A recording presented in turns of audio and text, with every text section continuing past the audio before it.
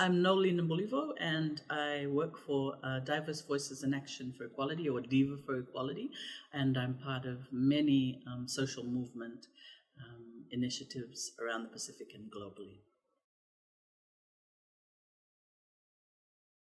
As a Pacific feminist and a longtime activist and advocate on all areas of gender justice and women's human rights, what we know for decades now is that we have to be working across social, economic, and ecological and climate justice. So, really, I don't think you can do work right now on any justice issues without incorporating disaster risk and response.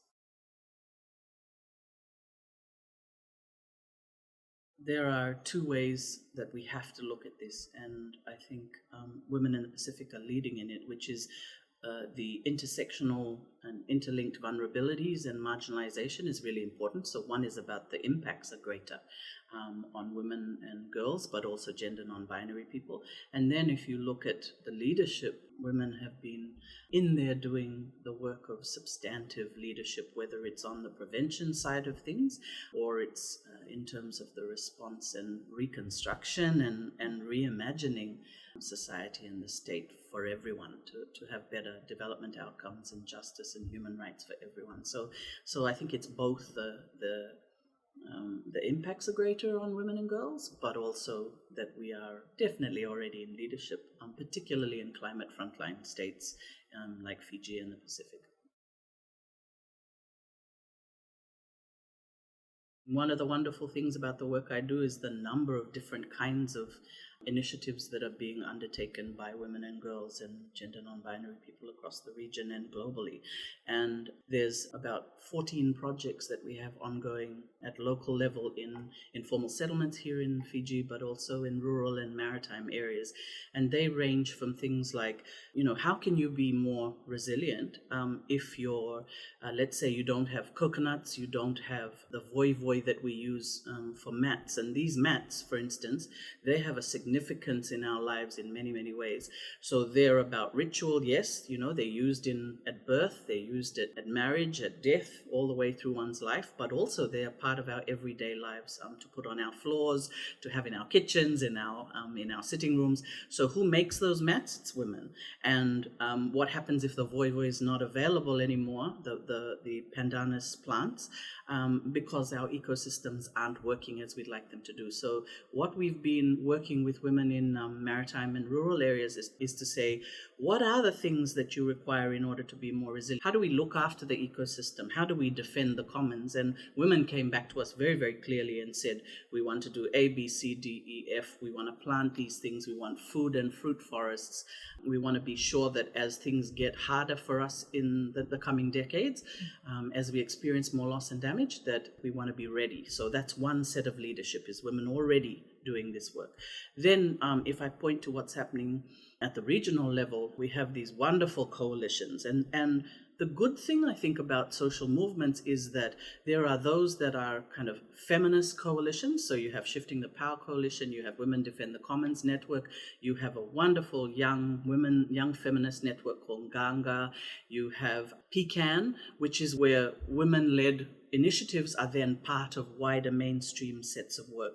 So this links into the Climate Action Network, which is both a national, regional, and global set of work.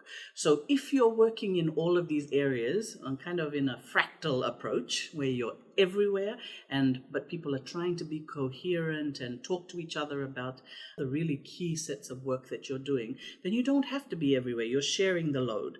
And I think for Climate Frontline people right now, it is about coherence, but it's also about sharing the load, because a lot of us are exhausted. And we have to find more smarter and more responsive and effective ways to deal with all of that loss and damage and the ecological damage that we're facing when we are the ones who've created very little of it. We have to do a lot more in terms of finance and technical assistance and shared capacities so that we can escalate even more, because we have to work even more rapidly and more effectively together as peoples of the world here.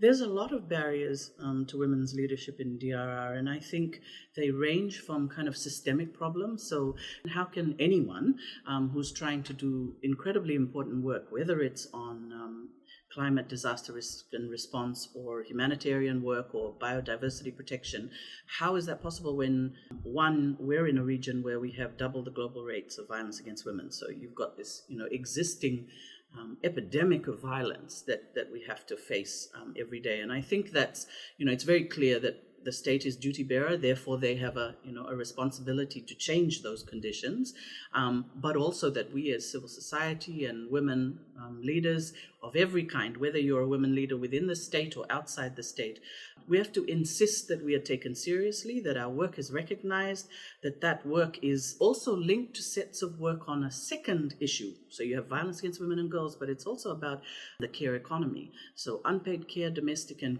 what we call communal work here in the set of work we do in the Pacific is all the burden that is on women and girls' shoulders all the time. All of that is ongoing while you are then trying to respond to increased severity of disasters, increased occurrences of disasters.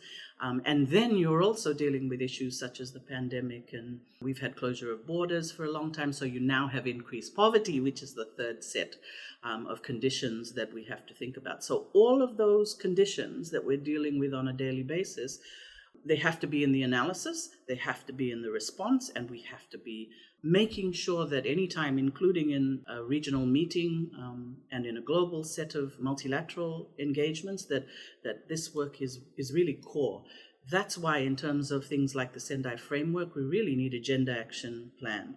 We have it in the UNFCCC, and it has been incredibly important in keeping the work escalating, but also making sure that people understand just how core it is to the work of climate change. And in disaster risk and response, we have to be sure that we have that and that it's integrated into every single part. That when we talk about gender justice, we're not just talking about inclusion, we're talking about how do you reconfigure both the state and society so that we all have the capacity to make sure that ultimately what we're trying to do in disaster risk and response is we're trying to say, all development has risks, and we are trying to mitigate those risks to make sure that there's less of those risks and that we can build a better future for everybody. We know that we need substantive analysis, and we need that analysis to be incorporated into the work of the state. One of the reasons why we're so keen on doing the work about reconfiguration is if you are a nation state, you have to be able to change your foreign policy so that you are working in better ways, in gender transformative ways. Because if we look at the SDGs, what we know is that one of the SDGs is about ending inequality within and between states. And that's really core to the work that we're talking about in terms of DRR. Make sure that we're looking at the existing inequalities, make sure that we're willing to make those changes. We always talk as feminists about what is it we need to leave behind? What is it that we really need to break? And then what do we need to build? And that takes bravery of leadership from all of us.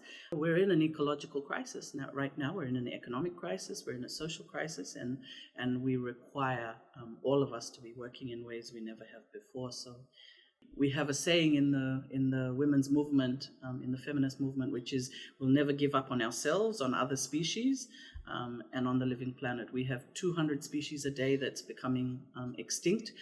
That's 1,000 times the background rate, the usual rate. So we're in unprecedented times, and that needs unprecedented strategies and solutions together.